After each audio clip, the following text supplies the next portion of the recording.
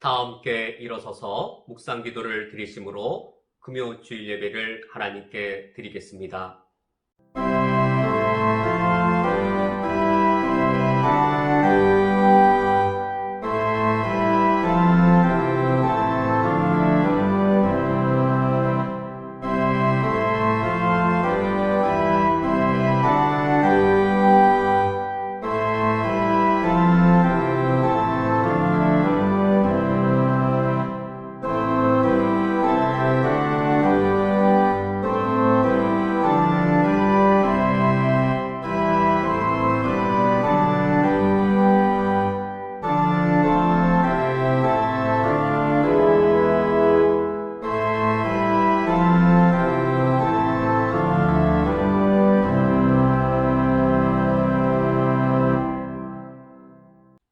비록 무화과 나무가 무성하지 못하며 포도나무에 열매가 없으며 감람나무에 소출이 없으며 밭에 먹을 것이 없으며 우리의 양이 없으며 외양간에 소가 없을지라도 나는 여호와로 말미암아 즐거워하며 나의 구원의 하나님으로 말미암아 기뻐하리로다. 아멘.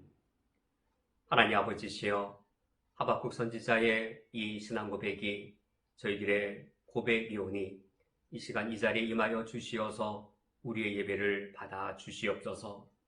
우리 삶에 비록 무화과 나무가 무성하지 못할지라도, 밭에 먹을 것이 없을지라도, 외양간에 소가 없을지라도 주님께서 우리에게 베푸신 은혜는 이미 충분하며 우리의 필요한 것들을 주님께서 넉넉히 공급하여 주셨사오니 이 시간 주를 찬양하며 하나님의 은혜에 감사드립니다.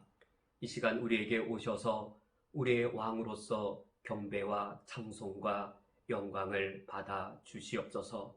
주의 백성으로서 하나님의 영광과 주님의 큰 구원의 능력들을 노래하기 원하오니 우리의 예배를 받아 주시옵소서. 예수 그리스도의 이름으로 기도합니다. 아멘.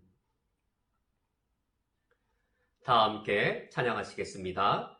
찬송가 38장 예수 우리 왕이여 함께 찬양하겠습니다.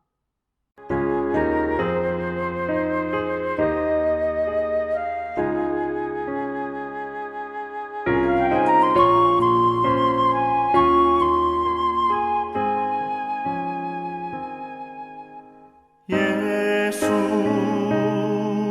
우리 왕이여 이곳에 오셔서 우리가 왕께 드리는 영광을 받아 주소서. 우리는 주님의 백성, 주님은 우리 왕이라. 왕이신 예수님 오셔서 좌정하사 다스리소서. 예수 우리 주시여 이곳에 오셔서 우리가 주께 드리는 찬양을 받아 주소서. 우리는 주님의 종들, 주님은 우리 주시라. 주 되신 예수님 오셔서 이 찬양을 받아 주소서.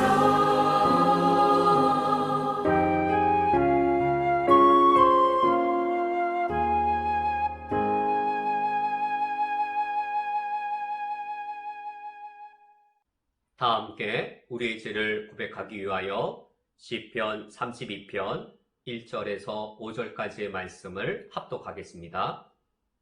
허물의 사함을 받고 자신의 죄가 가려진 자는 복이 있도다. 마음에 간사함이 없고 여호와께 정죄를 당하지 아니하는 자는 복이 있도다. 내가 입을 열지 아니할 때에 종일 신음함으로 내 뼈가 새하였도다.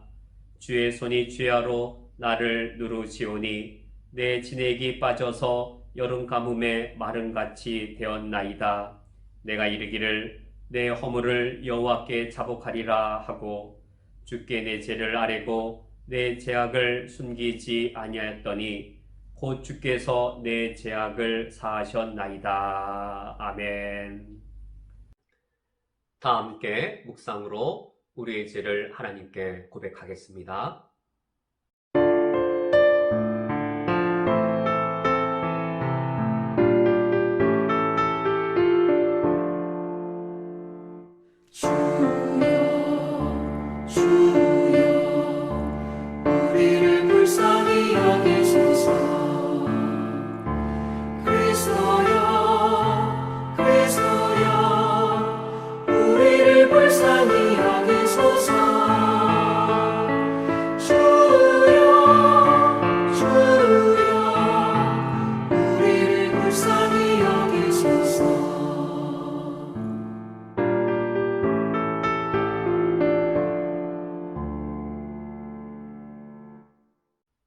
우리의 왕이시며 우리의 아버지이신 하나님이시여, 주의 완악한 백성으로 주를 거역하는 자녀로 하나님 아버지 앞에 저희들의 모습을 고백하며 우리의 죄악을 아뢰이오니 용서하여 주시옵소서. 지난 한 주간을 돌아볼 때에 창조주 하나님께서는 우리의 아버지가 되시어서 햇볕과 공기와 자연의 은총들을 우리에게 내려주시어 우리의 생명과 기력을 보존하게 해 주셨습니다. 선한 왕이 되시어서 정의와 공평과 정직으로 우리를 통치하셨습니다. 우리가 어제도 그제도 주를 실망시킬 때조차도 그제도 어제도 주님께서는 여전히 햇빛과 공기를 내려주시어 우리를 실망시키지 아니하셨습니다. 그 은혜에 합당한 삶을 살지 못하며 때로는 심지어 그 은혜에 배반하였던 것들을 용서하여 주시옵소서. 우리의 죄악이 너무나도 명확하여 하나님 아버지 앞에 부인할 수 없습니다. 이 시간 성령께서 우리의 죄악됨을 밝히 보이시오니 예수 그리스도의 십자가의 은총을 의지합니다. 내가 죽을 죄인입니다. 죽을 죄인 나를 대신하여 예수 그리스도께서 십자가에 못 박히셨습니다. 예수 그리스도께서 십자가에서 받으신 그 저주는 바로 내가 받을 저주이오니 나를 위하여 대신 십자가에 죽으신 그 피의 공로로 내 죄를 사하여 주시옵고 속죄의 은총을 내리어 주시옵소서. 이제는 하나님의 선하신 통치에 순응하는 백성이 되겠습니다. 아버지의 은혜에 보답하는 주의 자녀가 될 것을 다짐합니다. 성령께서 이 시간 내 심령에 오시어서 왕에게 순복하는 백성이 되어질 수 있도록 아버지를 공경하며 그 은혜를 아는 자녀가 될 수 있도록 저희들의 마음을 새롭게 창조하여 주시옵고 내 속에 있는 더러운 것들을 정결케 해 주시옵소서. 성령께서 보혜사가 되시어서 우리의 연약함을 굳게 하시며 우리의 제약된 것은 도말해 주실 수 있을 줄 믿습니다. 내가 결심하고 내가 결단할 때에 성령께서 능히 역사하시는 줄 믿습니다. 예수 그리스도 안에서 우리를 내 자신을 새로운 피조물로 새롭게 재창조하여 주옵소서. 거룩의 능력을 저희에게 베풀어 주시어서 이제는 우리의 죄악을 돌이키며 내가 걸었던 죄악의 길을 끊으며 이제는 예수 그리스도 우리 구주를 향하여 내 삶의 방향을 돌이킬 수 있도록 인도하여 주옵소서. 이제는 이번 한 주간을 살아갈 때에 하나님의 법도를 지키며 주님의 길 안에서 살아가겠습니다. 내 삶 자체가 하나님을 영화롭게 하는 예배가 되게 힘쓰도록 성령께서 함께해 주옵소서. 이와 같이 다짐하며 기도하오니 우리에게 사죄의 은총을, 우리에게 거룩의 능력을 베풀어 주옵소서. 예수 그리스도의 이름으로 기도합니다. 아멘. 다 함께 성시교독 하겠습니다. 교독문 48번 시편 106편을 교독하겠습니다. 여호와여, 주의 백성에게 베푸시는 은혜로 나를 기억하시며 주의 구원으로 나를 돌보사 내가 주의 택하신 자가 형통함을 보고 주의 나라의 기쁨을 나누어 가지게 하사 주의 유산을 자랑하게 하소서. 우리가 우리의 조상들처럼 범죄하여 사악을 행하며 악을 지었나이다. 우리의 조상들이 애굽에 있을 때 주의 기이한 일들을 깨닫지 못하며 주의 크신 인자를 기억하지 아니하고 바다 곧 홍해에서 거역하였나이다. 그러나 여호와께서는 자기의 이름을 위하여 그들을 구원하셨으니 그의 큰 권능을 만민이 알게 하려 하심이로다. 이에 홍해를 구짖으시니 곧 마르니 그들을 인도하여 바다 건너가기를 마치 광야를 지나감 같게 하사 그들을 그 미워하는 자의 손에서 구원하시며 그 원수의 손에서 구원하셨고 그들의 대적들은 물로 덮으심에 그들 중에서 하나도 살아남지 못하였도다. 이에 그들이 그의 말씀을 듣고 그를 찬양하는 노래를 불렀도다. 아멘. 다 함께 사도신경으로 우리의 신앙을 하나님께 고백하겠습니다. 전능하사 전지를 만드신 하나님 아버지를 내가 믿사오며 그 외아들 우리 주 예수 그리스도를 믿사오니 이는 성령으로 잉태하사 동정녀 마리에게 나시고 본디오 빌라도에게 고난을 받으사 십자가에 못 박혀 죽으시고 장사한 지 사흘 만에 죽은 자 가운데에서 다시 살아나시며 하늘에 오르사 전능하신 하나님 우편에 앉아 계시다가 저리로서 산자와 죽은 자를 심판하러 오시리라. 성령을 믿사오며 거룩한 공회와 성도가 서로 교통하는 것과 죄를 사하여 주시는 것과 몸이 다시 사는 것과 영원히 사는 것을 믿사옵나이다. 아멘. 다 함께 자리에 앉으셔서 찬송가 151장 만왕의 왕 내 주께서 찬양하겠습니다.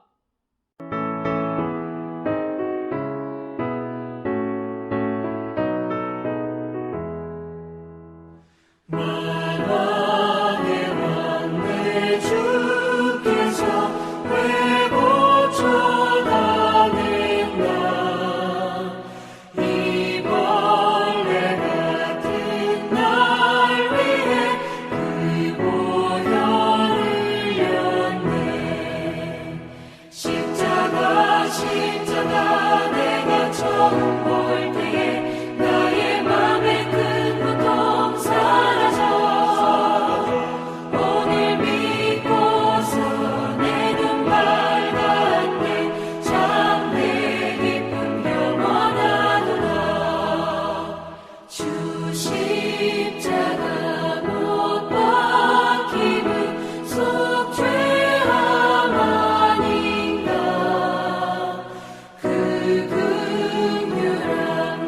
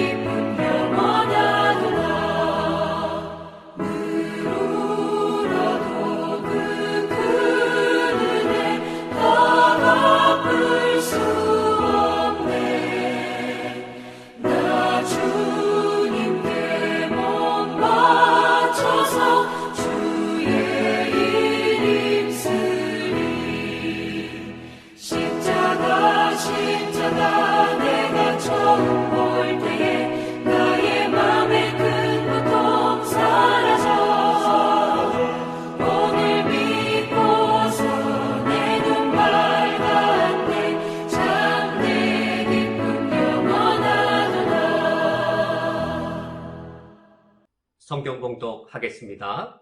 오늘 성경 말씀은 신약 성경 마태복음 16장 13절부터 18절까지의 말씀입니다.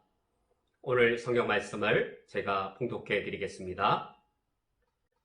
예수께서 빌립보 가이사라 지방에 이르러 제자들에게 물어 이르시되 사람들이 인자를 누구라 하느냐? 이르되 더러는 세례 요한, 더러는 엘리야, 어떤 이는 예레미야나 선지자 중에 하나라 하나이다. 이르시되 너희는 나를 누구라 하느냐? 시몬 베드로가 대답하여 이르되 주는 그리스도시요 살아계신 하나님의 아들이시니이다. 예수께서 대답하여 이르시되 바요나 시몬아 내가 복이 있도다. 이를 내게 알게 하니는 혈육이 아니요 하늘에 계신 내 아버지시니라. 또 내가 내게 이르노니 너는 베드로라. 내가 이 반석 위에 내 교회를 세우리니 음부의 권세가 이기지 못하리라. 아멘. 다 함께 기도하고 말씀을 듣겠습니다. 하나님 아버지시여, 오늘은 내년도를 섬길 주님의 일꾼을 세우는 주일입니다. 내년도는 올해 40주년을 마치고 새로운 40년의 역사를 시작하는 첫 해입니다. 이때 우리는 어떠한 교회가 되어야 하겠는지요? 사람들의 여론을 따르는 교회, 사람들의 불평을 잠재우는 교회로 머물지 않게 하옵소서. 내년도 쿠웨이트의 현실은 매우 어려울 것이오나 현실의 어려움에 얽매여 있는 교회가 되지 않게 하옵소서. 우리가 지키는 교회가 아니요 하나님께서 지켜주시는 교회임을 저희들이 믿사오니 그 믿음에 합당하게 우리가 행할 수 있기 원합니다. 그리하여 하나님께서 어떠한 교회로 세우셨는지, 교회는 어떠해야 하는지 주의 가르침을 듣기를 원합니다. 역사적으로 전통적으로 어떻게 교회가 지켜져 왔는지를 분별케 주시어서 40년의 새로운 역사가 시작되는 내년에 우리 교회가 더욱더 하나님 보시기에 온전하며 주의 영광에 합당한 교회로 굳게 서 있을 수 있도록, 특별히 내년도 섬길 교회 일꾼을, 주님 일꾼을 세우는 날에 우리 모두가 다 합하여 하나님이 원하시는 교회를 만들어가게 해 주옵소서. 예수 그리스도의 이름으로 기도합니다. 아멘. 우리 그리스도인들은 사도신경으로 신앙을 고백합니다. 이 사도신경의 구조는 성부, 성자, 성령 하나님, 삼위 하나님에 대해 각각 고백하는 것으로 구성되어 있는데, 그리하여 우리 그리스도인의 신앙 전반을 요약해 주고 있습니다. 교회에 대한 신앙 고백도 사도신경에 포함되어져 있는데, 성령 하나님을 고백하는 그 부분에 포함되어 있습니다. 그래서 성령을 믿사오며 라고 고백하고 뒤따라오는 여러 가지 항목 중에 첫 번째 두 가지가 교회에 대한 조항입니다. 성령을 믿사오며 거룩한 공예와 성도가 교통하는 것과 이 두 가지입니다. 그 중에서 우리는 첫 번째 거룩한 공예의 이 조항을 살펴보고자 합니다. 거룩한 공예, 영어로는 Holy Catholic Church로 번역되어 있는데 우리 한글 번역이 좀 아쉬움이 매우 큽니다. 이 홀리, 거기까지는 적절한데 카톨릭, 그것을 보편적으로 번역해야 할 것을 아마 이제 카톨릭 교회라고 번역을 하면 로마 카톨릭 교회와 혼돈이 되어서 그런지 거룩한 공예라고 번역했습니다. 이 사도신경은 AD 한 5세기, 6세기경의 고대 신경과 비교해 보더라도 거의 유사합니다. 이 사도신경의 모체는 훨씬 더 이전에 로마 신경이 근거가 되었었는데, 이 로마 신경, 로마 교회가 사용했던 이 최초의 신경입니다. 이 로마 교회를 중심으로 서방 교회가 이제 형성되었습니다.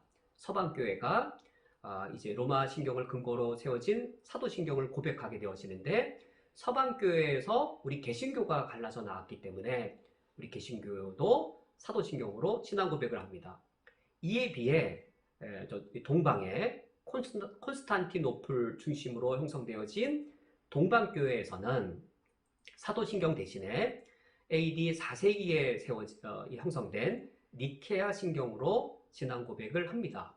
니케아 신경이나 사도신경이나 동일한 신앙 고백 내용을 담고 있습니다.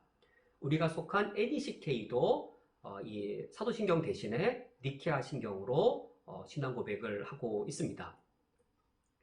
이 니케아 신경에도 교회에 대한 조항이 포함되어져 있는데 사도신경에 비해 그 내용이 더 깁니다.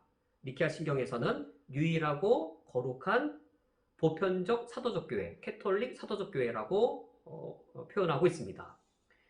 우리 사도신경에서는 거룩한 카톨릭 교회, 거룩한 보편적 교회, 교회 속성이 거룩하고 보편적이다. 사도신경은 교회의 거룩성과 교회의 보편성 두 가지를 고백하는 것에 포함시켰다면 니케아 신경은 유일하고 거룩하고 보편적인 사도적 교회를 믿습니다라고 하여서 교회의 유일성, 보편성, 거룩성, 사도성을 네 가지의 속성을 고백하고 있습니다. 교회론을 놓고 볼 때에 교리에서, 교회론에서 이 네 가지의 교회 속성을 다 가르치고 있으므로 사도신경의 이 교회 조항보다 니케아 신경의 교회 조항이 교회가 어떠한지, 교회는 어떠해야 하는지에 대해 더 충분히 가르쳐 주고 있습니다. 우리는 오늘 이 교회의 속성, 네 가지 속성을 통해서 우리 교회는 과연 어떠해야 하는가? 이 교회의 네 가지 속성은 역사적인 교회, 전통적인 교회가 성경에 근거하여서 2000년 동안 지켜온 교회의 바른 기준이고 틀이 되었습니다.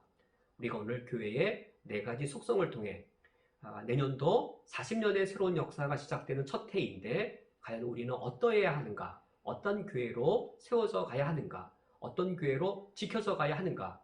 이에 대해 함께 말씀을 듣겠습니다. 첫 번째 교회의 속성은 교회의 사도성입니다. 교회의 사도성은 로마 캐톨릭 교회와 우리 개신교회가 둘 다 강조하는 공통된 사실인데 그 교회의 사도성이 무엇을 뜻하는가? 그 해석에 있어서는 둘이 매우 크게 다릅니다. 교회의 사도성에 대한 로마 캐톨릭 교회의 전통적 해석에 대해 처음으로 반론을 제기한 사람들은 루터나 켈빈과 같은 종교개혁자들이었습니다. 교회 사도성에 대한 해석이 너무나도 둘이 달랐기 때문에 종교개혁이 일어날 수밖에 없었고 로마 캐톨릭 교회와 개신교회가 둘로 서로 다른 두 개의 교회로 갈라질 수밖에 없었던 그 핵심적인 이유가 바로 교회의 사도성에 대한 다른 해석 때문이었습니다. 같은 성경 본문에 대해서 이처럼 서로 다른 해석을 했습니다. 바로 우리가 오늘 읽은 마태복음 16장의 본문입니다.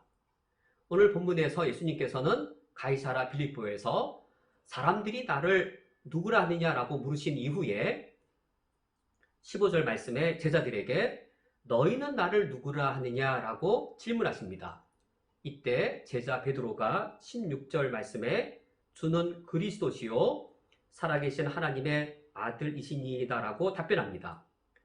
이 베드로의 답변에 대해 18절 말씀과 그리고 우리가 오늘 읽지 않은 19절 말씀에서 예수님이 아주 중대한 답변을 하십니다. 교회의 사도성에 대한 중대한 말씀입니다. 18절 말씀에 또 내가 내게 이르노니 너는 베드로라. 이 베드로란 이름의 그 뜻 자체가 반석이지요. 내가 이 반석 위에, 이 반석이 무엇을 가리킬까요? 베드로란 이름 자체가 반석이었습니다. 내가 이 반석 위에 내 교회를 세우리니 음부의 권세가 이기지 못하리라. 그래서 19절 말씀 우리가 오늘 읽지 않았는데 19절 상반절에 내가 천국의 열쇠를 내게 주리니 이 구절을 어떻게 해석해야 하겠는지요? 예수님께서 베드로에게 어떠한 권한을 주시는 것이라고 해석해야 하겠는지요? 로마 카톨릭 교회는 이 구절을 예수님께서 베드로에게 이 18절 말씀에 내가 이 반석 위에 내 교회를 세우리니 이 부분은 교회 설립자이신 예수님께서 예수 그리스도께서 베드로에게 교회 설립권을 주신 것이고 음부의 권세가 이기지 못하리라 라는 이 구절은 사제의 권세를 베드로에게 주신 것이고 19절에 내가 천국의 열쇠를 너에게 준 것이다 라는 이 구절은 구원을 베푸는 권세를 베드로에게 주신 것이다 라고 해석한 후 이 베드로가 갖게 된 이 사도적 권세를 이 교황이 계승하게 되었다라고 주장합니다. 베드로에게 주어진 이 사도적 권세, 교회 설립권, 사제의 권세, 구원을 베푸는 권세가 교황에게 계승되었다라고 주장합니다. 이것이 교회의 사도성이라는 것이죠. 이러한 사실, 교황에게 베드로에게 주어졌던 사도적 권세가 주어졌다는 사실에 근거하여 로마 카톨릭 교회는 사제주의를 발전시킵니다. 이 사제주의는 종교개혁자들의 만인제사장과 서로 대응되는 이 이념인데 사제주의를 발전시킵니다. 이 사제주의를 근거로 해서 교황에게 전수된 사도적 권세가 교황 밑에 추기경, 추기경 밑에 대주교, 주교, 그리고 신부에 이르기까지 이 교황 권세가 기반이 되어서 이 사도적 직제가 형성되어집니다. 그래서 로마 캐톨릭 교회 안에는 두 교회가 있습니다. 사도적 계승을 한 이 가르치고 다스리는 권세를 갖고 있는 교회인 사제 계급과 그리고 그 가르침과 다스림을 받아야 되는 평신도 계급, 두 계급이 있고 둘은 평등하지 않습니다. 이것이 로마 캐톨릭 교회가 가르치는 교회의 사도성입니다. 그러면 우리 개신교는 교회의 사도성을 어떻게 해석하는가? 로마 교회는 교회의 사도성을 사도직의 계승 문제, 무엇을 계승하는가? 사도직의 계승 문제로 여기는 것에 비해 종교개혁자들이 처음 주장한 그리고 우리 개신교회가 받아들이는 이 사도성은 사도직의 계승 문제가 아니라 사도적 선포의 계승과 관련된다라고 달리 해석을 합니다. 우리가 오늘 읽은 18절 말씀에 또 내가 네게 이르노니 너는 베드로라 내가 이 반석 위에 내 교회를 세우리니 라고 했을 때 이 반석이 무엇을 뜻할까요? 이 반석이 개인 인물 베드로를 가리키는 것일까요? 베드로라는 개인 인물에게 예수 그리스도께서 사도적 권세를 부여하시는, 그래서 베드로라고 하는 그 인물, 그 권세를 부여받은 인물 위에 교회를 세운다라고 이 로마 캐톨릭 교회처럼 해석해야 하겠는지요? 이처럼 로마 캐톨릭 교회는 교회 사도성을 사도직의 계승, 사도직의 계승이 개인 인물 교황에게 계승되었다라고 해석하는 것에 비해 우리 개신교는 이 종교개혁자들에 따라서 이 반석을 개인 인물 베드로로 여기는 것이 아니고 그 앞서 16절에 베드로가 예수님을 향해 했던 신앙 고백, 주는 그리스도시요 살아계신 하나님의 아들이시니이다 란 이 베드로의 신앙 고백이 교회의 반석이 되는 것으로 바르게 해석합니다. 내가 이 반석 위에 내 교회를 세우리니 라고 하는 것, 예수가 그리스도이시며 그가 하나님의 아들이라고 하는 이 복음 위에 사도적 선포, 이 복음 위에 교회를 세우리니 그런 것이죠. 교회가 무엇 위에 세울 수 있는 것인가요? 복음의 권세가 바로 교회를 설립할 수 있는 권세이고 음부의 권세가 이기지 못하리니 사제의 권세, 그것은 교회가 갖고 있는 복음의 권세입니다. 어떤 인물에게 주어진 권세가 아니고 어떤 특정 인물에게 하나님께서 사제의 권세를 베푸신 것이 아니고 주는 그리스도시요 살아계신 하나님의 아들이십니다라고 하는 이 복음, 이 복음의 권세가 사제의 권세인 것이지요. 그리고 19절에 내가 천국의 열쇠를 너에게 주겠다라고 할 때 그 너가 베드로라고 하는 개인 인물 또는 로마 교회 교황이라고 하는 그 인물에게 이런 천국의 열쇠를 맡긴 것이 아니고 이 복음 위에 세워진 교회, 이 복음의 권세로서 이런 천국에 들어갈 수 있는 권세가 주어지는 것이죠. 그러므로 이 반석이라고 하는 것은 어떤 개인 인물 베드로나 그리고 이 교황으로 이어지는 것이 아니고 예수는 그리스도시요 하나님의 아들이라고 하는 이 사도적 선포가 바로 이 반석이고 계승되는 것은 사도직이 아니고 사도적 선포의 복음, 그 복음이 계승되는 것을 뜻합니다. 그러므로 이 사도직은, 교회의 사도성, 이 사도직은 예수가 하나님의 아들이시며 그 하나님의 아들이신 예수가 우리의 그리스도이십니다라고 선포하는 모든 그리스도인들이 바로 이 교회의 사도성을 부여받게 됩니다. 구원받은 모든 그리스도인이 다 이 예수는 그리스도이시고 예수가 하나님의 아들이시라고 하는 사도적 선포를 할 수 있고, 이 사도적 선포를 하는 순간 모든 그리스도인들이 사도들의 사도권을 계승받게 됩니다. 이 사실에 근거해서 루터 그리고 켈빈과 같은 종교 개혁자들은 로마 캐톨릭 교회의 사제주의에 반대하여 구원받은 모든 그리스도인들에게 이런 사제권이 있다라고 하는 만인 제사장주의를 주장하게 되었습니다. 로마 캐톨릭 교회의 근간인 이념이 사제주의라면 이 사제주의가 로마 교회가 해석하는 교회 사도성이라면, 이 개신교회는 사제주의에 반대되어지는 만인 제사장, 이 만인 제사장이 개신교회가 해석하는 교회의 사도성인 것이죠. 이것을 근거로 하여 개신교가 세워지게 되었습니다. 그러므로 이 교회의 사도성은 이 교황이라고 하는 특정한 인물에게 주어지는 것이 아니고, 이 교회의 사도성은 보편적 교회에게 주어지고 구원받은 모든 그리스도인이 예수가 그리스도이심의 복음을 선포할 때 이런 사도적 권세들을 계승받게 되어집니다. 개신교회가 로마 캐톨릭 교회와 길을 달리하면서 새로운 교회로 세워진 것, 바로 이러한 만인 제사장 주의 때문이었습니다. 우리가 오늘 2021년도를 섬길 교회의 일꾼들을 세웁니다. 이것은 바로 만인 제사장, 그 원리에 근거한 것입니다. 목회자만 교회를 섬길 권세와 그러한 이 책임을 갖는가? 그것은 만약 그렇다면 그것은 이 로마 캐톨릭 교회의 종교개혁 이전의 로마 교회의 사제주의입니다.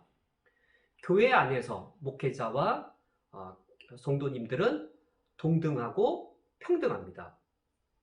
이 만인 제사장 원리에 의해 구원받은 모든 그리스도인들은 교회의 권리와 책임에 참여할 수 있고 또 참여해야만 합니다. 그것이 만인 제사장의 신약교회의 가장 근본적인 교회의 속성입니다. 목회자 또는 중직자라고 했을 때 그것은 더 높은 교인, 더 우월한 교인을 뜻하는 것이 아니고 다 평등하고 동등한데 양적인 면에 있어서 어떤 역할과 권리의 양적인 면에서 얼마나 많이 차지하고 있고 또 어떤 역할을 갖고 있느냐의 차이이지 높고 낮음을 나타내지 않습니다. 신약교회에, 특별히 우리 개신교회 우리 그리스도인들은 만인 제사장주의에 근거하고 있기 때문에 교회 그리스도인으로서의 권리를 행사하는 것에 참여하셔야 하겠습니다. 그리스도인의 구원받은 그리스도인의 권리를 참여할 뿐만 아니라 이 만인 제사장으로서의 책임을 행사하는 데 있어서도 우리가 다 참여해야 하겠습니다. 은혜를 받는 것에 갈망하여 교회에 나오는 것 바람직합니다. 그런데 은혜를 받으러 나오지만 사명 감당하는 일은 나랑 무관하다. 아니죠. 이 만인 제사장이라고 하는 것은 구원받은 모든 그리스도인에게 하나님이 주신 소명이 있고 모든 그리스도인에게 사명이 있음을 말합니다. 그것이 교회를 섬기는 사명일 수도 있겠고 또는 나의 직장의 일터에서 사명일 수도 있겠고 구원받은 모든 그리스도인에게 다 동등한 사명이 있습니다. 교회를 섬기는 사명에 있어서도 마찬가지인 것이죠. 나는 교회를 섬기는 사명 없다라고 말할 수가 없는 것이지요. 몸으로 교회를 섬기는 것에 대한 책임, 재정적으로 교회를 섬겨야 될 책임, 이것은 목회자나 중직자에게만 있는 것이 결코 아니고 구원받은 모든 그리스도인들이 권리와 책임으로 우리가 마땅히 참여해야 될 부분들입니다. 만인 제사장주의를 다르게 표현하면 주인의식입니다. 쿠웨이트 한인연합교회에 대해 내가 주인의식을 갖고 있는가? 아니면 불량케 하고 소란케 하고 문제를 만들어내는 어떤 이 주인 노릇을 하려고 하는가? 주인의식과 이 주인 노릇은 전혀 다릅니다. 제가 개척교회를 섬길 때에 주인의식을 갖고 있는 분을 보았습니다. 개척교회는 예배가 다 끝나면 청소를 하고 돌아가는데 종의 역할을 하는 분들이 바로 주인의식을 갖고 있었습니다. 주인 노릇을 하는 분들은 종의 역할을 하지 않았습니다. 종의 역할을 하는 것이 역설적으로 주인의식을 갖고 있는 것이고, 주인의식이란 책임의식과 참여의식으로 구체화되어집니다. 주인의식이 있을 때 우리 교회에 몸으로 봉사할 일, 주인의식이 있을 때 우리 교회에 재정적으로 필요한 일, 이것에 대해 책임의식과 참여의식을 갖게 되어지는 것, 그것으로 이 주인의식이 구체화되어집니다. 교회의 사도성, 그것은 신약교회의 아주 첫 번째 되어지는 매우 중대한 속성이고, 얼마나 중대하냐면 이 차이 때문에 로마 캐톨릭 교회와 개신교회가 갈라지는 종교개혁이 일어날 정도의 큰 중요한 속성입니다. 이것에 의해 우리가 오늘 내년도를 섬길 교회의 직분자를 세우지만, 직분자로 세워진 분들만 많이 대상인 것이 아니고 그분들은 부장과 차장인 것이고, 우리는 이 부장으로든 차장으로든 그것과 상관없이 구원받은 그리스도인으로서 우리가 지체로서 그리스도의 몸된 교회를 섬겨야 될 권리와 책임을 우리 모두가 다 공평하게 동등하게 갖고 있습니다. 두 번째 교회의 속성은 교회의 거룩성입니다. 교회의 거룩성에 대해 로마 카톨릭 교회와 우리 개신교회가 크게 다르게 이해하고 있습니다. 로마 카톨릭 교회는 교회의 거룩성을 눈에 보이는 사실로 이해한다면, 우리 개신교회는 눈에 보이지 않는 사실로 이해합니다. 교회의 거룩성, 이게 어떻게 눈에 보일까요? 우리가 캐톨릭 성당의 미사에 참여하면 종교 예식의 거룩함이 눈에 보입니다. 미사를 거룩한 방식으로, 거룩한 태도로 경건하게 드린다라는 의미가 아니고, 우리들도 개신교회 우리들도 예배를 거룩하게 드리죠. 거룩한 방식으로 드리죠. 종교 예식을 경건하게 거룩한 마음으로 거룩한 태도로 지킨다는 것이 아니고, 그 종교적 예식 자체가 거룩하고 교회 거룩성이란 것이 그 종교 예식에 있다라는 겁니다. 성찬이라든지 성례라든지 그 자체가 거룩하고 거룩의 능력이 있어서 그 종교적 의식으로 인해 신자들이 거룩해진다. 바로 이런 종교적 예식의 거룩함에 교회의 거룩성이 있다라고 가르칩니다. 제가 한 영화를 보았는데 전쟁 영화였습니다. 한 병사가 총에 맞고 죽어가는데 숨지기 직전입니다.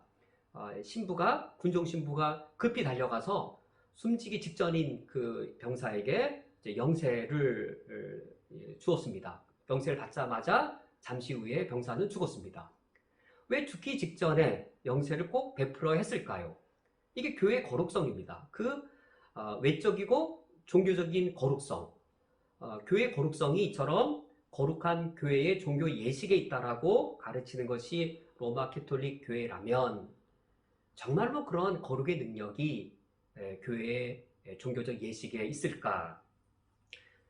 고린도전서 1장 2절 말씀에 고린도에 있는 하나님의 교회 곧 그리스도 예수 안에서 거룩하여지고 성도라 부르심을 입은 자들에게 란 말씀에서, 우리가 거룩하게 되는 것은 그리스도 안에서 거룩하여지고, 예수 그리스도와 신자가 연결되면서 예수 그리스도의 생명이 내 생명이 되는 겁니다. 예수님의 십자가의 죽음이 내게 덧입혀져서 제 사함을 입고 우리가 거룩하게 되는 것입니다. 그래서 우리 개신교회는 이 거룩을 눈에 보이는 것이 아니라 눈에 보이지 않는 영적인 것, 그리스도에 의해 이루어지는 영적인 것으로 이해합니다. 영적으로 우리가 거룩해졌습니다. 영적으로 거룩해졌다는 말은 물론 내면적이고 눈에 보이지 않는다는 사실과 더불어 원리적으로 우리가 거룩해졌습니다. 원리적으로 거룩해졌지 아직 도덕적으로나 윤리적으로는 여전히 부패합니다. 그래서 원리적으로 영적으로 거룩해진 우리는 도덕적으로 윤리적으로 거룩해져야 합니다. 이것이 개신교가 이해하는 교회의 거룩성입니다. 아직 실제로 우리가 거룩해지지 않았다는 말, 그런데 교회의 거룩성을 가르친다라는 사실은 거룩해져라, 거룩하게 되라 라는 명령입니다. 성령께서 우리 안에 내주하셔서 우리를 성화되게 하시고 우리를 거룩하게 만드시는데 이것이 바로 교회의 거룩성입니다. 개별 신자도 거룩해야 되겠지만 교회 공동체 자체가, 교회 자체가 거룩해져야 합니다. 시내산에서 이스라엘 백성들이 하나님과 언약을 체결한 후 거룩한 백성이 되리라. 하나님의 소유가 된 후 너희들이 가나안 땅에 들어갔을 때 거룩한 백성이 되어라. 영적으로 하나님을 섬기는 거룩한 백성일 뿐만 아니라 5계명부터 10계명, 도덕적이고 윤리적인 계명을 지키는 거룩한 백성이 되어라 라는 명령이어서 구약 성경에서의 교회의 거룩성도, 하나님 백성의 거룩성도 영적이고 윤리적인 거룩성이었습니다. 이 거룩이란 과연 구체적으로 무엇을 의미하는 것인가? 이 거룩이란 교회가 세상 밖에 있어야 된다는 의미인가요? 세상 안에 있어야 된다는 의미인가요? 세상 안에 있을 때 세상을 다 수용해서 세속화되어져야 된다는 의미인가요? 아니면 교회의 정체성을 지키기 위해 세속적인 것을 차단해야 된다는 의미인가요? 이스라엘 백성들은 거룩한 백성이 되기 위해 가나안 땅 밖에 사는 게 아니고, 더러운 땅 가나안 땅 밖에 사는 것이 아니고 더러운 세상 가나안 땅 안에 살아야 했습니다. 가나안 땅 안에 있지만 가나안 사람처럼 되어서는 안 되어야 했습니다. 거룩을 지키어야 했습니다. 이때 거룩을 지킨다는 것은 그것인 것이죠. 5계명을 지키는 겁니다. 6계명을 지키는 겁니다. 7계명을 지키는 겁니다. 세상 사람들보다 더 높은 도덕성과 윤리 수준을 지킴으로 이스라엘 백성들은 가나안 땅에서 이방 백성들로부터 구별되었습니다. 그래서 거룩에 대한 짧으면서도 명확한 정의가 있습니다. 세상 안에 있으나 세상에 속하지 않는 것. In the world, not of the world. 세상 안에 있으나 세상에 속하지 않는 것. 즉 세속화되지 않는 것. 이것이 바로 교회의 거룩성을 가리킵니다. 교회 거룩성의 반대말은 종교적으로 어떤 종교 예식을 준엄하게 지키지 않는 것, 그것을 가리키는 것이 아니라 세속화되어지는 것, 세상에 물들어가는 것이 바로 이 교회 거룩성의 반대가 됩니다. 교회 거룩성이란 이처럼 세상 안에 있으면서도 세상에 대하여 닫혀있는 성격을 가리키는데, 세속적인 세상 윤리, 세상적인 방식, 그것이 교회에 들어오지 못하도록 차단하는 이런 교회에 닫혀있는 성격을 말하고, 더 높은 도덕성과 윤리 수준으로 교회 정체성을 지키는 것을 가리킵니다. 코로나로 인해 우리에게 매우 어려운 삶의 여건들이 있습니다. 세상 속에 있을 때 우리가 세속화되지 않는 길은 무엇일까요? 세상 사람들은 코로나가 닥치고 어려움이 있을 때 어떻게 이 어려움을 대처할까요? 먼저 내 생명부터 보호하고 나의 안전을 지키려 하고, 오늘 양식만 모으는 것이 아니라 내일의 양식, 내일의 양식만 모으는 것이 아니라 내일 모레까지의 양식, 그래서 계속하여 내 미래의 안전을 추구하는 것, 이것이 예수 그리스도를 믿지 않는 분들의 일반적인 방식입니다. 그리고 그것을 죄라고 말하지 않습니다. 그런데 우리 그리스도인들은 더 높은 도덕성과 윤리 수준으로 그들과 구별되는 것이죠. 모두가 다 힘들 때, 나도 힘들 때 덜 힘든 사람이 더 힘든 사람을 돕는 것이지요.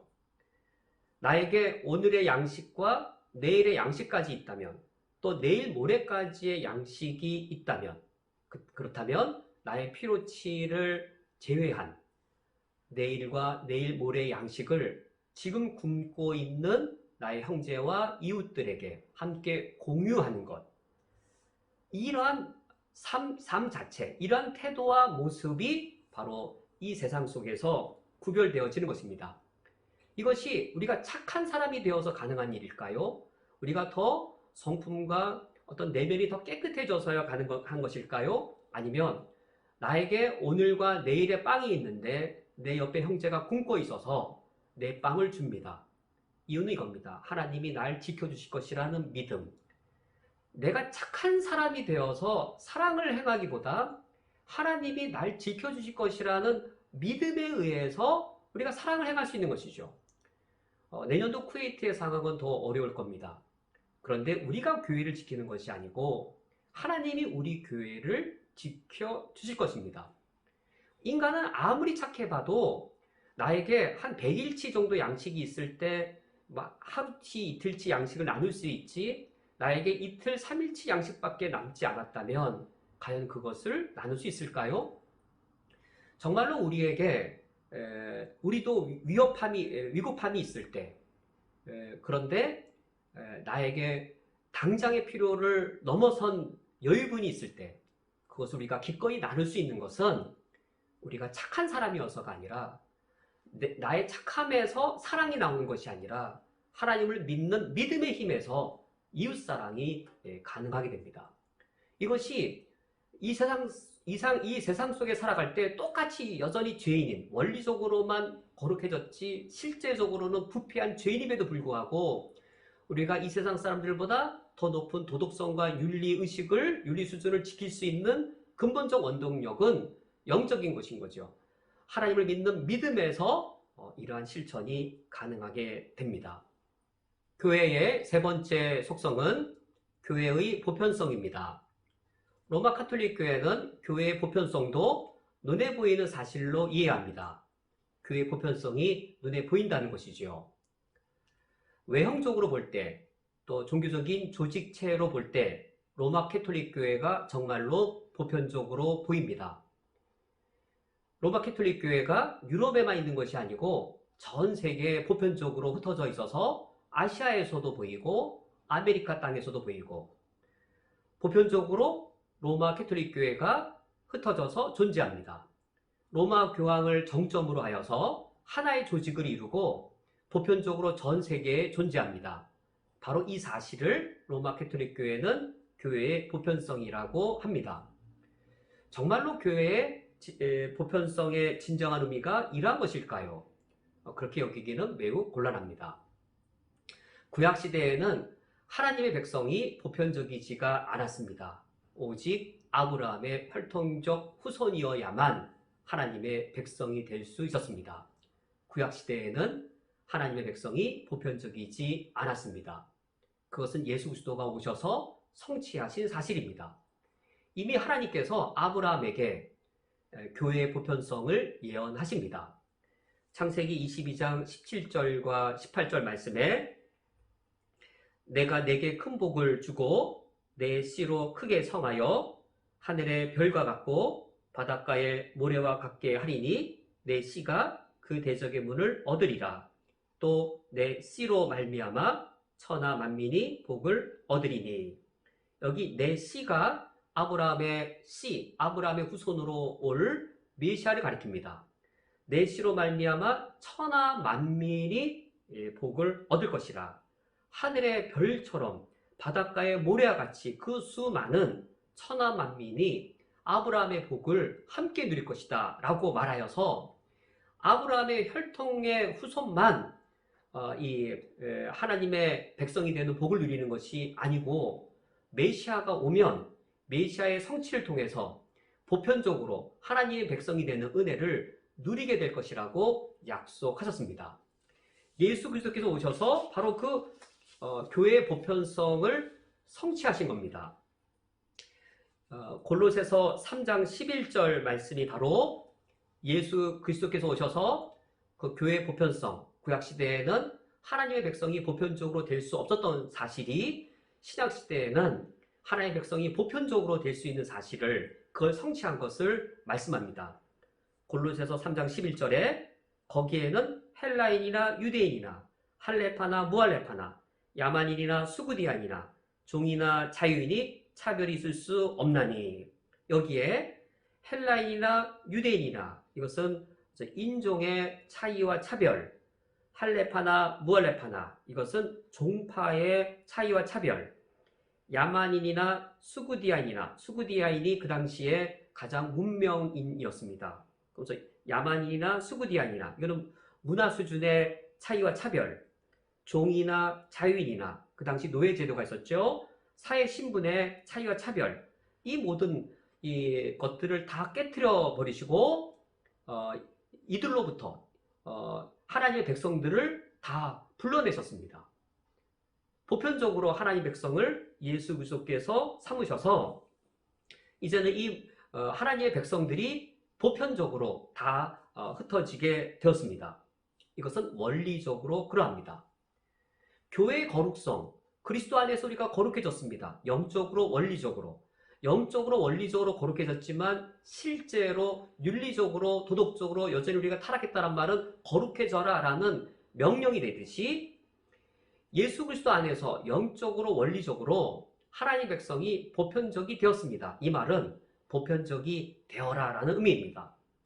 그래서 이 교회의 거룩성과 교회의 보편성, 이 둘은 서로 반대되면서 균형을 이루어줍니다.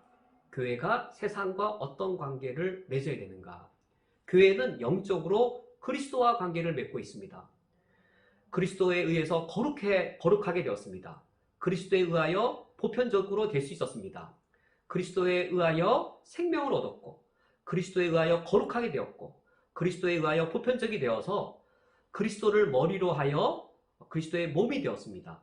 이처럼 그리스도에게 직접적으로 연결되어져 있고 절대적으로 생명을 의존하고 있는 이런 영적인 교회가 세상과는 어떤 관계를 맺어야 할까요? 교회가 거룩하여서 세상 안에 있지만 거룩을 지키기 위해 세상과 단절되어진다면 이 거룩성만 있는 교회, 그런 교회는 세상으로부터 차단되어지고 말 것입니다. 여기에 보편성의 중요함이 있습니다.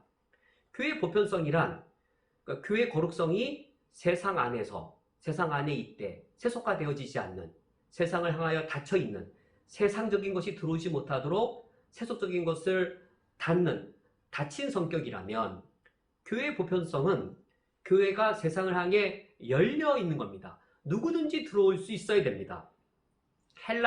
유대인만 들어오는 것이 아니라 헬라인도 들어올 수 있어야 되겠고, 할례당만이 아니라 무할례당도 들어올 수 있어야 되는 것이죠. 문명인뿐만 아니라 야만인도 들어올 수 있어야 되는 것이죠. 세상의 그 누구도 교회를 향해 들어올 수 있어야 되는, 세상을 향하여 열려 있는 이 개방성을 가리킵니다. 원리적으로 그렇다는 것이죠. 원리적으로 그렇다는 말은 명령입니다. 세상을 향하여 열려 있고 세상과 소통하고 세상과 보편적으로 같이 관계를 맺는 것을 뜻합니다. 한 신학자가 이 거룩성과 보편성을 이렇게 정의를 내렸습니다. 거룩성을 포기한 보편성은 교회를 세속화시키고, 보편성을 외면한 거룩성은 바리새주의로 전락하게 될 것이라.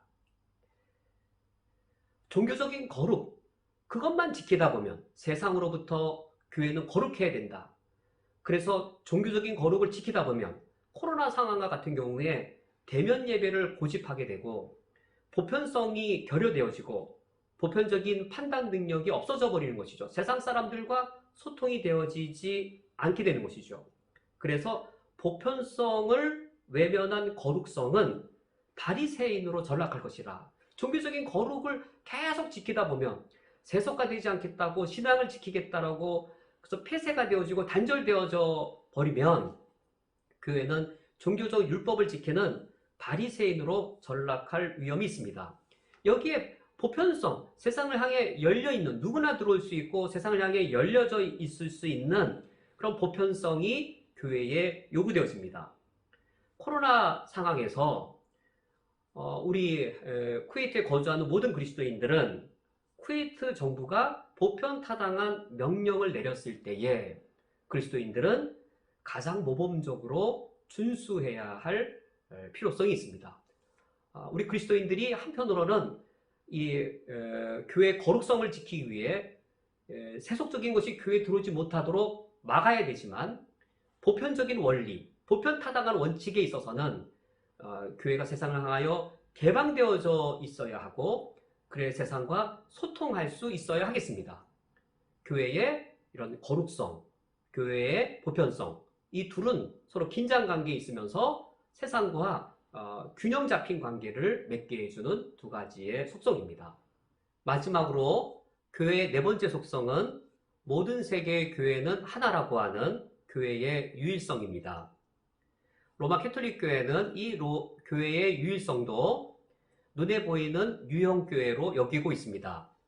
전 세계에 있는 로마 캐톨릭 교회들이 로마 교황을 정점으로 하여 하나의 조직을 이루고 있다라는 의미에서 교회는 하나다라고 가르치고 있습니다. 교황이 하나이므로 하나의 교회밖에 없다라는 사실을 가르칩니다. 이에 비해 우리 개신교는 예수 그리스도께서 성취하신 눈에 보이지 않는 무형교회로서 교회는 하나다라고 가르칩니다. 갈라디아서 3장 28절 말씀에서 예수 그리스도께서 성취하신 하나로서의 무형교회를 말씀해 주고 있습니다. 너희는 유대인이나 헬라인이나 종이나 자유인이나 남자나 여자나 다 그리스도 예수 안에서 하나이니라.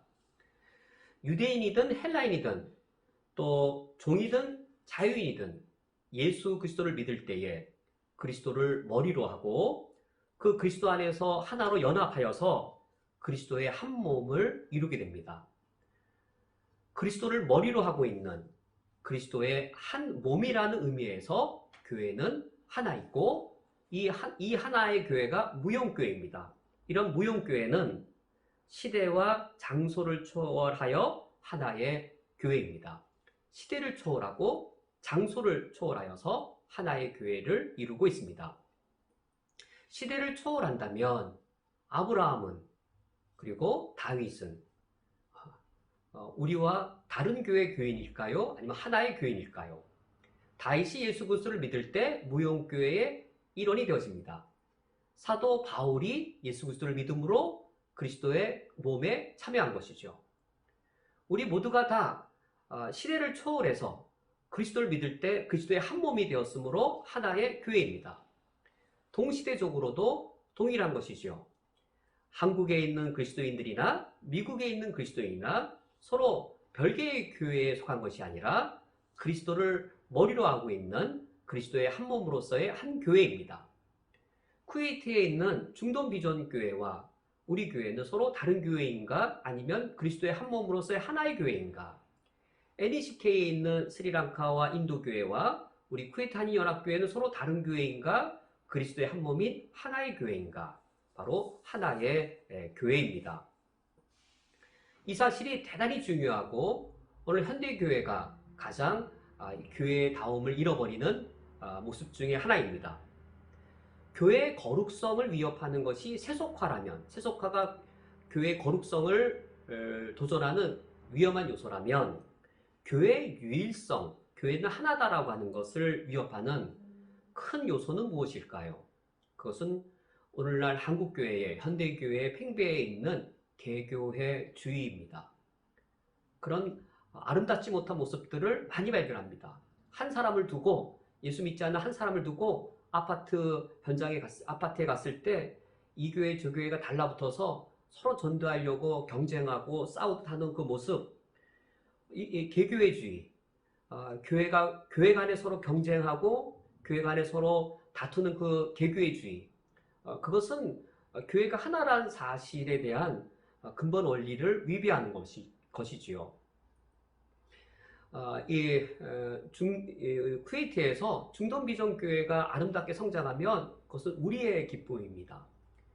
NECK의 스리랑카 교회가 아름답게 성장하면 다른 교회가 아름답게 성장해서 기쁜 게 아니고 우리 교회, 하나의 교회입니다.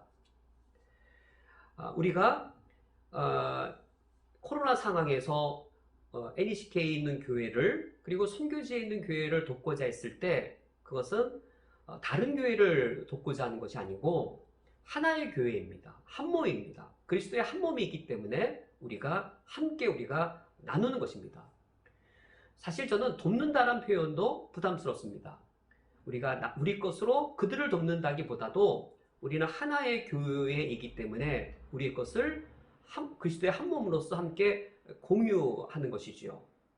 우리가 개교회주의에 빠지지 않고 교회의 하나됨을 지키는 것 매우 중요하겠습니다.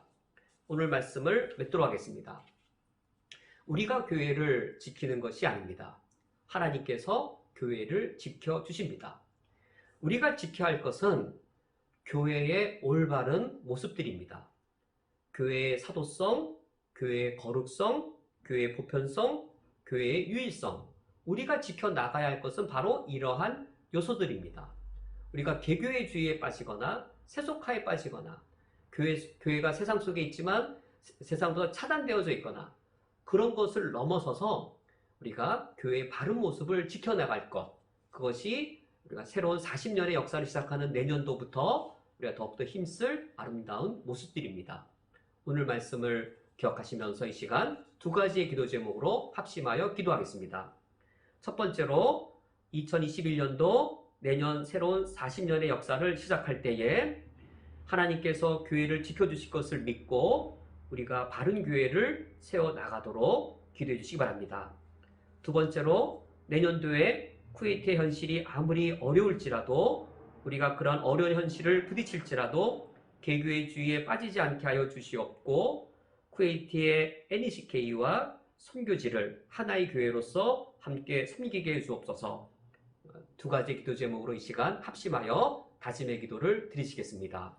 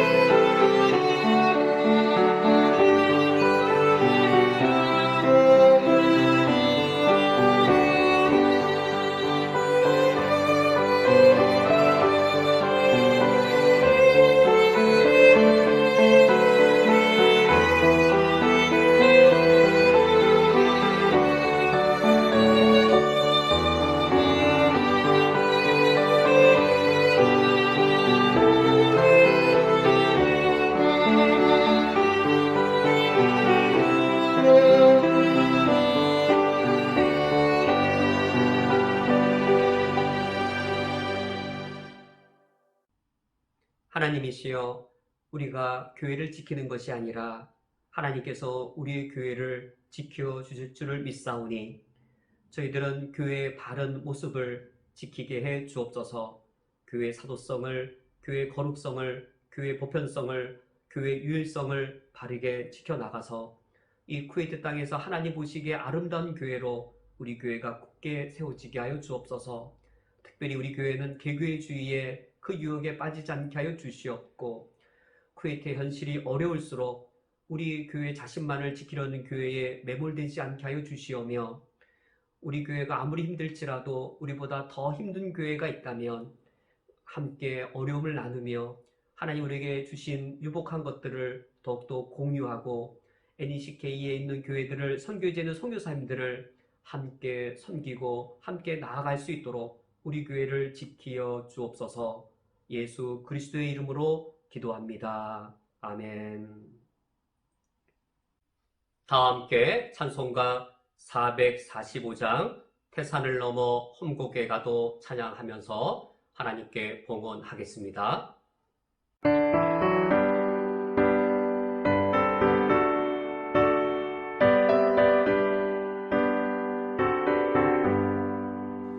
태산을 넘어 험곡에 가도 믿고온 대로 걸어가면 주께서 항상 지키시기로 약속한 말씀 변치 않네.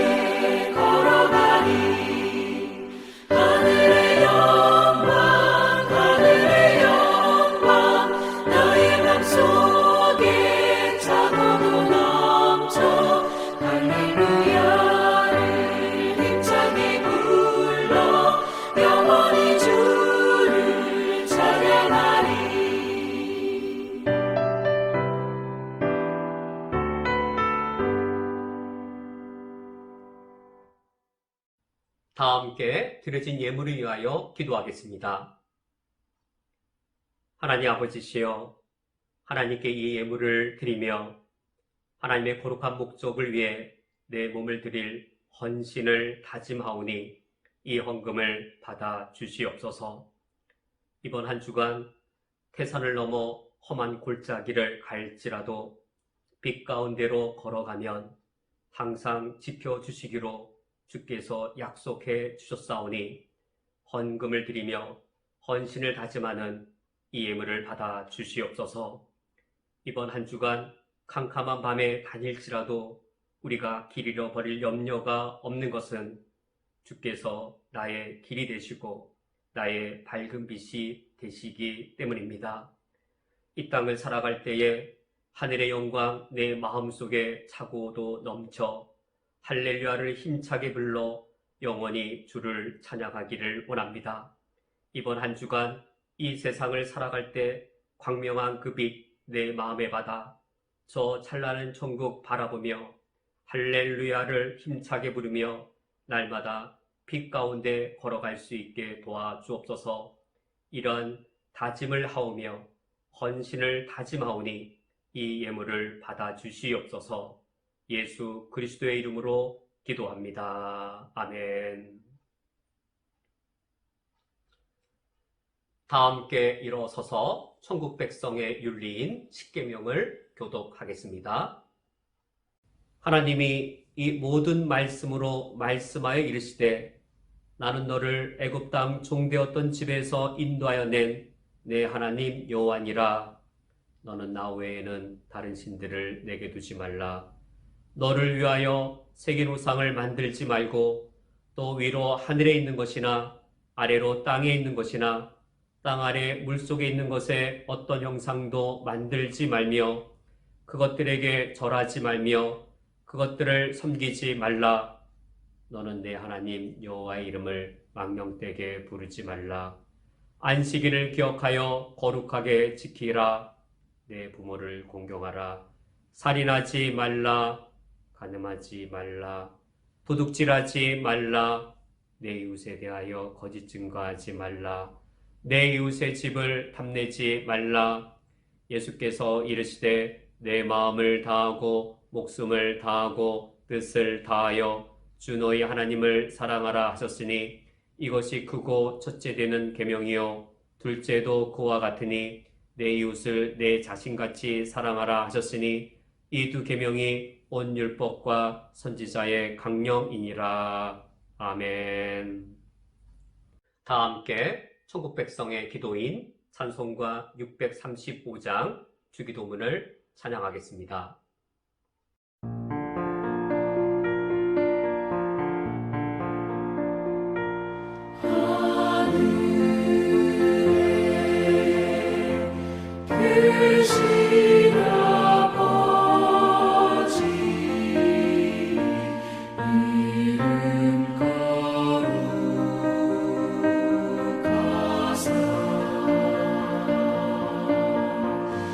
주님 나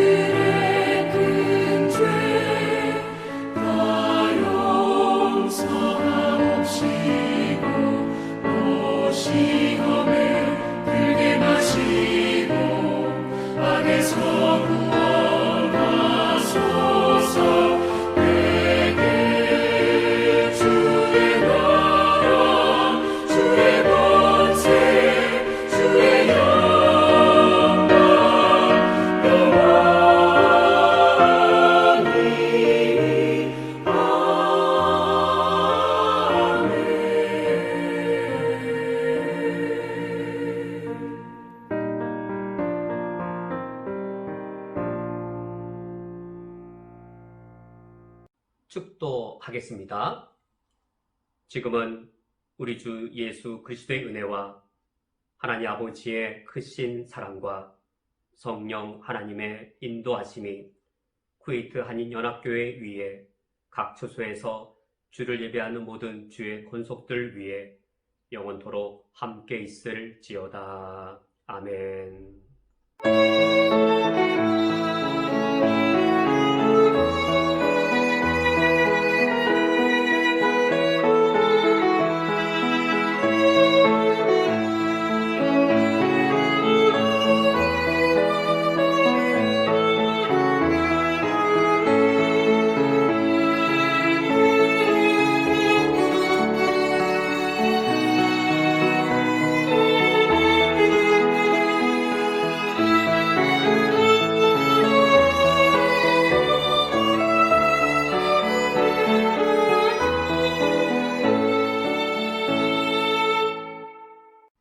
다 함께 자리에 앉으신 후 교회 소식을 전해드리겠습니다.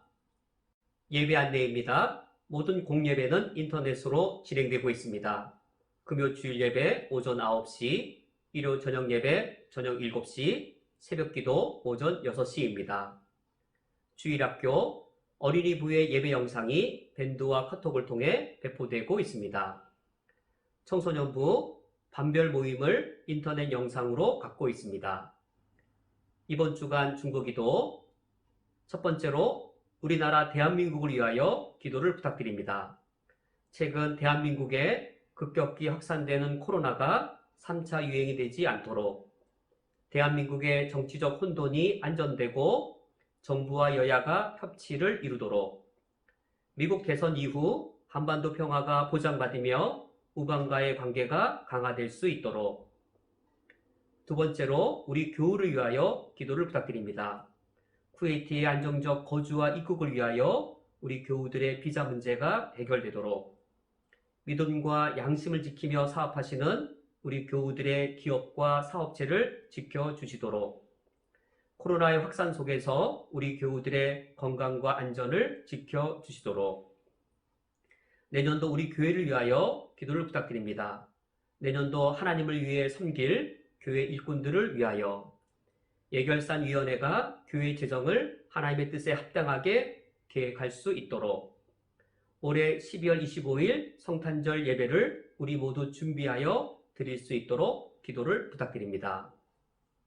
2021년도 위원장 및 부서장 임명, 직분과 존칭은 생략하겠습니다. 예배위원회 위원장 김성길 장로, 예배부 부장 이송원, 차장 김종고, 홍보미디어부 부장 이희성, 차장 석현지, 애참부 부장 기록희, 차장 김순미, 중보기도부 부장 최미화, 차장 박강순, 새가족부 부장 진국희, 차장 김현미, 김용옥, 선교위원회 위원장 이범재 장로, 선교기획부 부장 이상원, 차장 김은호, 선교 멤버 케어부 부장 유군수, 차장 오병철 이한규, 현지 선교부 부장 조재혁, 차장 최은상, 전도행사 기획부 부장 황재민, 차장 혁영임, 재정관리위원회 위원장 최신혁 장로, 재정부 부장 강동진, 차장 조재혁, 개수위원 김재철, 시설관리부 부장 박종영, 차장 최상근 송기런, 대업무부 부장 송기런, 차장 최은상 서영원, 교육위원회 위원장 김재철 장로, 어린이부 부장 박연수, 청소년부 부장 이양규, 청년부 부장 강동진 이상 임명합니다. 예결산위원회 11월 18일 금요일에 있습니다. 예결산위원회 위원은 오늘 임명된 위원장 및 갓 부서장입니다. 푸드케어 봉사, 금년도 푸드케어 센터 사역은 지난 11월 19일에 종료되었고 내년 2월에 재개됩니다. 교우 소식, 김성길 장로님과 이현숙 권사님의 장남 김희창 군이 12월 4일 결혼합니다. 구역예배, 온라인 구역장 모임은 월요일 오후 3시에, 온라인 구역 예배는 수요일 오전 10시 또는 각 구역 상황에 맞도록 드리시면 되겠습니다. 구역 공가는 교회 밴드에 올려져 있습니다. 헌금을 드리기 원하시는 성도님께서는 오프라인 헌금이나 온라인 헌금 중에서 가장 편리한 방식으로 자유롭게 드리시면 되겠습니다. 자세한 방법은 주보를 참조하시면 되겠습니다. 이제 옆사람과 함께 인사 나누시면서 축복합니다. 축복성으로 폐회하겠습니다.